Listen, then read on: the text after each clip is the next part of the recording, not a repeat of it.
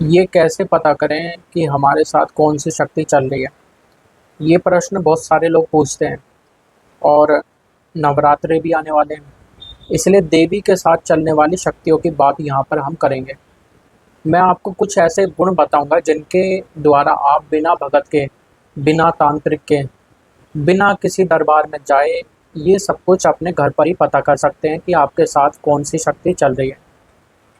चलिए तो शुरू करते हैं। देवी के साथ अनेक शक्तियाँ चलती हैं। उसमें सबसे निचले दर्जे पर डाकिनी शक्ति आती है। बहुत सारी शक्ति होती है, डाकिनी, शाकिनी, हाकिनी, और उसके ऊपर गंधर्व लोक की शक्ति आ गई।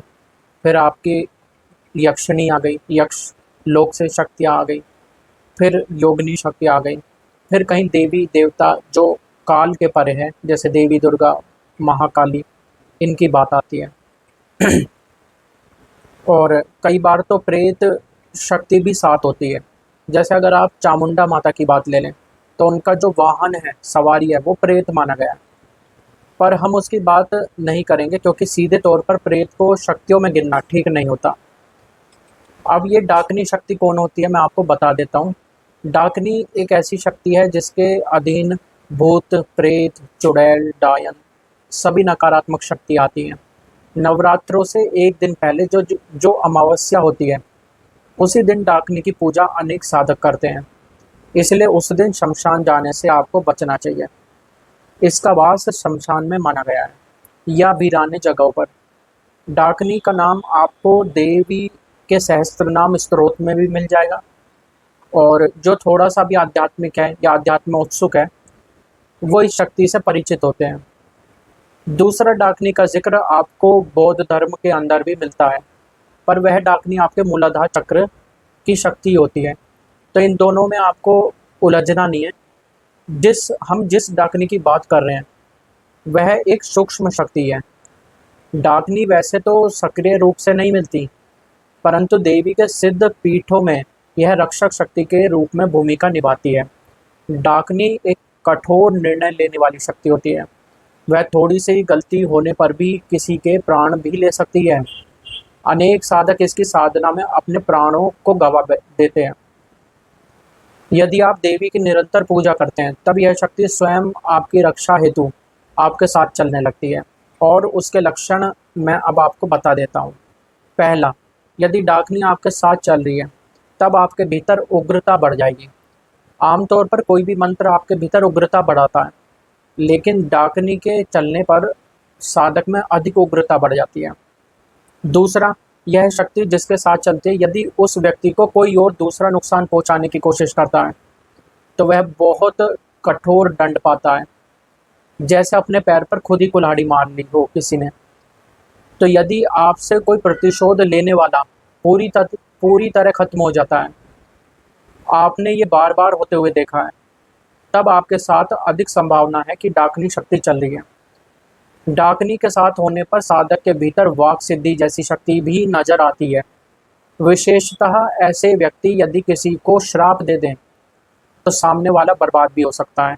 हालांकि इन लोगों के द्वारा जब आशीर्वाद दिया जाता है, तो वो इतना कारगर साबित नहीं होता, लेकिन इन लोगों के द्वारा दिया गया श्राप ज़्यादा कारगर साबित होता है। चौथी पहचान, यदि आप देवी को तामसिक भोग लगाते हैं, जैसे मदिरा या बलि का प्रयोग पूजा में कर रहे हैं, तब भी डाकिनी स्वतः कई बार सिद्ध हो जाती है। पांचवा, डाकिनी एक एकांत प्रिय शक्ति होती है। इसलिए यदि किसी महिला के साथ यह शक्ति चल रही है, तब उसके वैवाहिक जीवन में कुछ समस्याएं आने लगती हैं। ऐसी महिला अचानक से लोगों से बात करना बंद कर देती है और गंभीर चेहरे चेहरे वाली मिलेगी। उसका आपको व्यवहार गंभीर मिलेगा। आमतौर पर जितनी भी बड़ी शक्तियां हैं, वो आपको एकांत की तरफ तो ले जाती हैं, लेकिन उच्च कोटि की शक्ति आपको उतना गंभीर नहीं बनाती, यानी दुखी चेहरा ऐसा आपको प्रतीत नहीं होगा उनको देख करके। लेकिन यदि डाकिनी आपके साथ है, तो थोड़ा सा गंभीरता इस प्रकार की होगी कि आपको लगेगा कि भाई ये इंसान दुखी तो नहीं है।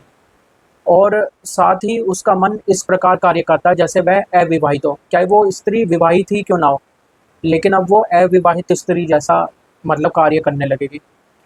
शास्त्रों के अनुसार डाकिनी एक ऐसी शक्ति है जिसको सिर्फ निष्क्रिय किया जा सकता है, वो भी किसी महाविद्या के साधक के द्वारा, किंतु इसे पूरी तरह नष्ट करना संभव नहीं होता। और छोटे मोटे तांत्रिक इसका कुछ नहीं बिगाड़ सकते, क्योंकि इसके भीतर महाकाली का तत्व विद्यमान होता है। तो इस वीडियो में हमने डाकिनी के बारे में थोड़ी चर्चा करी।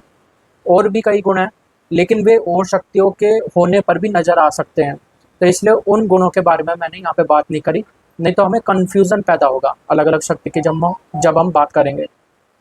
तो हम सिर्फ उन्हीं गुणों की बात कर रहे हैं इस टाइम, जो कि एग्जैक्टली डाकिनी के साथ ही हमें मिलते हैं। इससे आने वाली अगली वीडियो में हम जितनी भी बाकी की शक्तियाँ बची हैं, जैसे यक्षिणी हो गई, योगिनी शक्ति हो गई, इन सब के बारे में थोड़ा विस्तार से बात कर लेंगे कि अगर वे आपके साथ अगर सहायक शक्ति के तौर पर चल रही हैं, तब आपके भीतर किस तरीके से बदलाव आते हैं, वो हम अगली वीडियो में देखेंगे। धन्यवाद साथियों।